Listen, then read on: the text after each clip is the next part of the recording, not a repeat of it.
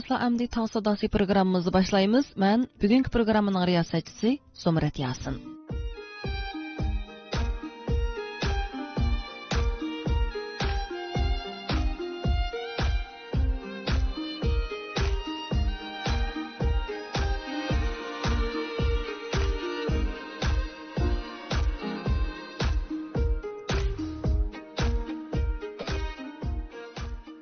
Sevimli do'stlar, bugungi programmamizda oldi bilan psixika va sog'lomlik sahifamizga o'rinlashtirilgan tuvandagi mazmunlar diqqatingizda bo'ladi.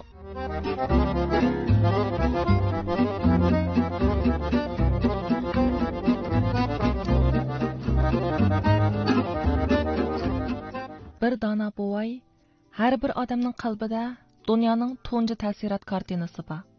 U mengidagi qatlamlarda saqlangan.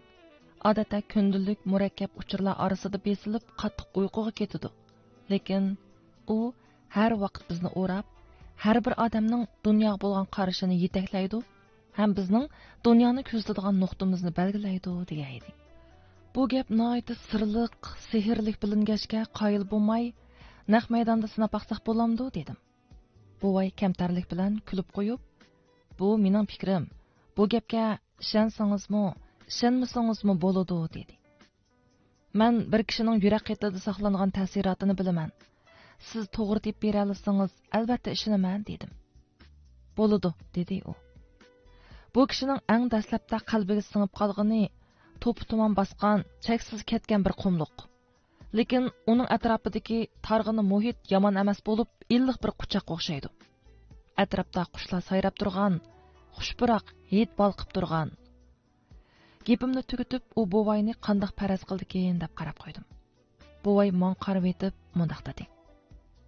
Uning ruhiy dunyosi zidliqqa to'lgan, sodda, salmoq ham oddiy. Dunyoni tonishi ansirash bilan to'lgan. U taqdirni yengolmayman, koinotni bilmayman. Odam degan ojiz maxluq deb qarab ting'irqaydi va eziqidi. Shundaqdimi xushallik bilan tirishib yashaydi. Har doim umid va mehrni his qilib turadi. Yo'ruq, jimjit, yaxshi joyni izlaydi. U shundaq odammi? Deb qo'shib qo'ydi buvay oxirida. Hayronligimni aram besib, to'g'ri xatoligini keyin deb beray. Avval bundaq farazning asosliq usulini deb beramsiz dedim. Bu ozg'ina ta'sirat, tilga ilishga arzimaydi. Siz avval sinoq qilg'uvchini jimjit yotqizib, eng dastlabki ishlarni asilting. Qanchalik yiroqni o'ylay olsa, shunchalik o'ylatqizing. Eng cho'nqur aslimalarni qezib chiqib, yerim o'yg'oq, yerim uxlagan holatga akiling. U balliqning aslimalari ichiga g'arq bo'lsin. Eng baldurqi narsalarni aslab chiqqanda, uning qalbida bir surat paydo bo'ladi. U shu suratni sizga tasvirlab bersin. Ondan uning gaplaridan jiddiy holatga o'tib, uning degini bo'yicha qildim.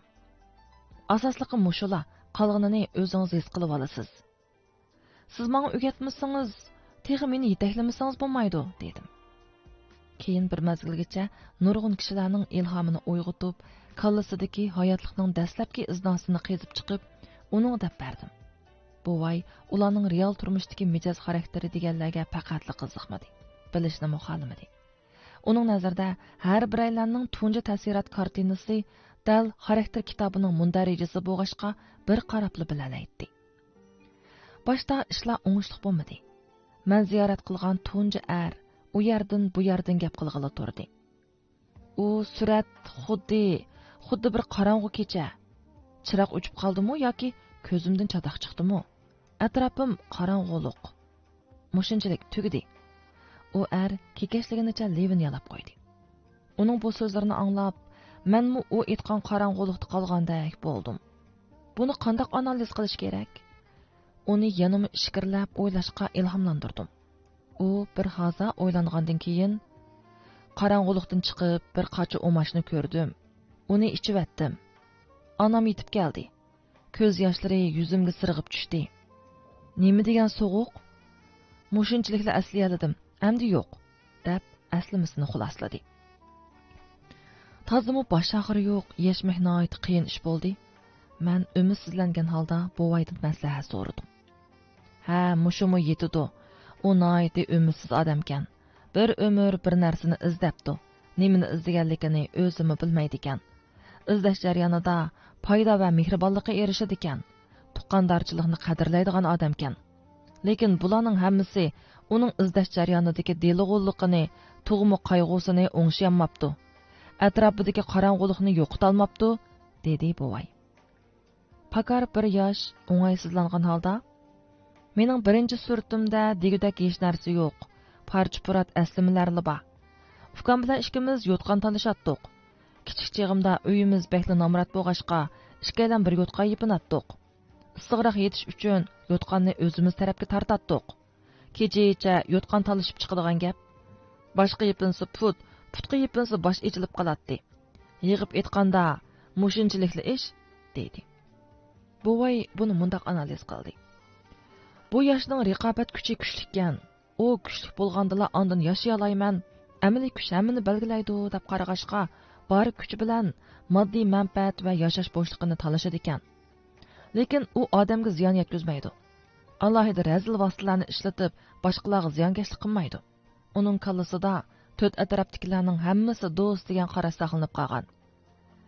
Amaliyotda bu yigitning bo'yi pakar, sal satrak bola edi. Oilasi nomrat bo'lg'ashqa o'zini to'lim kamsitishi kerak edi. Lekin u o'zini ozroqmi kamsitmaydi.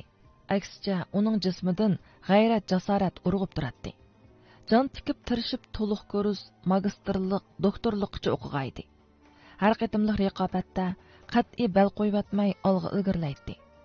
Uning yo'li parlaq yo'l bo'lmasa-mu, pastkash yo'llar bilan olg'a ilgirlamagan edi. Foyda ziyonni qandoq ayirishni, qanoat qilishni, nada to'xtashni biladi. Uning tirishchanligi bilan xeyli yaxshi natijalarga erishgan edi. Chiroyli o'ttir yoshlik ayol korxonachining deb berishicha, dunyo uning ko'ziga issiq balvoning yıldızlari giralishib ketgan qop-qorong'u yomg'irlik o'rmonlikda ko'rinadi ekan. U ba'zida bu yerda timsohlab mangdi ekan, ba'zida yomishadi ekan. Lekin hamma yer qiltoq va ismini deb bergili bo'lmaydigan qurtlar bilan to'lg'ashqa, bak chiroyli ham bak qo'rqinchli ekan. To'xtama yomg'ir yig'ib bakli sovuq ekan. Tukli qurtlardan o'zgargan kepinaklar uning atrofida uchib yuraydi ekan. Bu suratning rostligidan sal gumonlandim. U shimol tarafda turdi. Janub tarafga berib baxmagan. Uning ustiga u kichik vaqtida mushundaq yomg'irlik o'rmon, kepinak va tukli qurtlarni nada yurib ko'rdi deysiz? Bu rost surat emas, balki tasavvur bo'lishi mumkin. Lekin bu ayolning jiddiy qiyofatiga qarab, un yolg'on etdi deyishga tilim ko'ydi. Buvay mening gapimni va gumonimni anglab, u yolg'on etmabdi. Qalbdagi xotirlarning hammasi o'z ko'zi bilan ko'rgan bo'lishi notayin.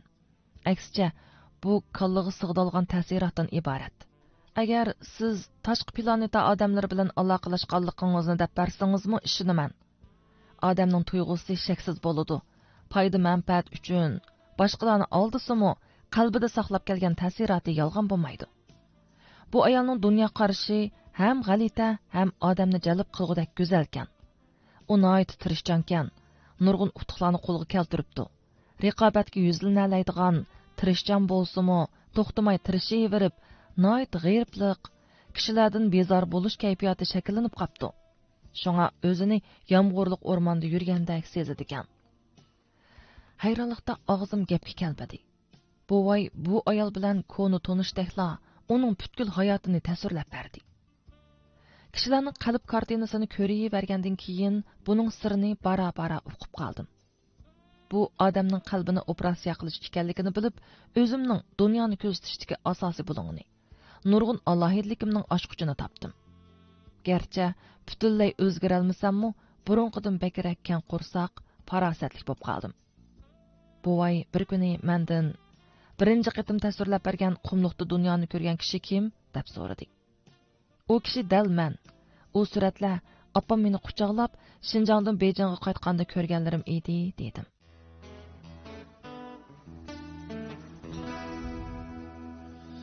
Manga gülsem hakiki söysem